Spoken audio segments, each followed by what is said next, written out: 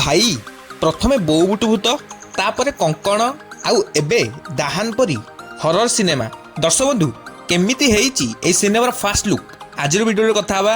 Well hello and welcome movie lovers, ସ୍ୱାଗତ କରୁଛି ଆପଣମାନଙ୍କୁ। ମୁଁ ସାହିଲ, ଆପଣମାନେ ଦେଖୁଛନ୍ତି ସାହିଲ ଓଡ଼ିଆ ରିଭ୍ୟୁ। ଭାଇ ସିରିୟସଲି ଆପଣମାନେ ଟିକେ এই ସିନ୍ଟା ଦେଖନ୍ତୁ, କ'ଣ ହେଇଛି ୟାର ଲେଭେଲ।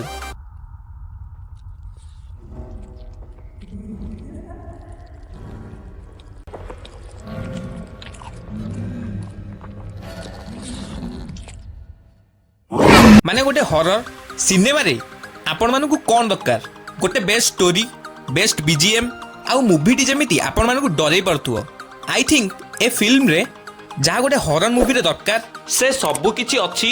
ଡାଇରେକ୍ଟର ଅନୁପମ ପଟ୍ଟନାୟକଙ୍କ ନିର୍ଦ୍ଦେଶନାରେ ବନୁଥିବା ଏହି ଭୂତ ସିନେମା ଦାହାନକୁ ପାଖାପାଖି 2 ରୁ 3 ବର୍ଷ ହେଲା ବନାଯାଉଛି।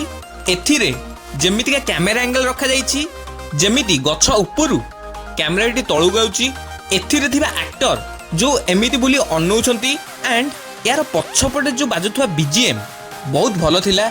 ବଟ୍ ମୋତେ ଗୋଟେ କଥା ଭଲ ଲାଗିଲାନି, କାରଣ 2 ବର୍ଷ ତଳେ ୟାର ଗୋଟେ ଭିଡ଼ିଓ ଆସିଥିଲା। ସେ ଭିଡ଼ିଓରେ ମହମବତୀ ଧରି ଆସୁଛନ୍ତି ଏବଂ ସେଠି ସେ ଏଇ ଭୂତଟିକୁ ଦେଖୁଛନ୍ତି। ଏଇ ସିନ୍ଟା ବହୁତ ବେଟର ଥିଲା, କିନ୍ତୁ ଏବେ ଆଉ କିଛି ନୂଆ ଦେଖେଇଥିଲେ ଭଲ ହେଇଥାନ୍ତା। ଏ ସିନେମାଟିକୁ ହିନ୍ଦୀରେ ରିଲିଜ୍ କଲେ ବହୁତ ଭଲ ହେବ। ବାକି ୟାର ଫାଷ୍ଟ ଲୁକ୍ ହିସାବରେ এই ভিডিওটি ବହୁତ ବେଷ୍ଟ ଅଛି। ନେକ୍ସଟ ଅପେକ୍ଷା ୟାର ଟିଜର ଓ ଟ୍ରେଲରକୁ ଆପଣମାନଙ୍କୁ ଏଇ ଫାଷ୍ଟ ଲୁକ୍ ଭିଡ଼ିଓଟି କେମିତି ଲାଗିଲା କମେଣ୍ଟରେ କୁହନ୍ତୁ। ଆଜି ପାଇଁ ଏତିକି, ରହୁଛି। ଜୟ ଜଗନ୍ନାଥ।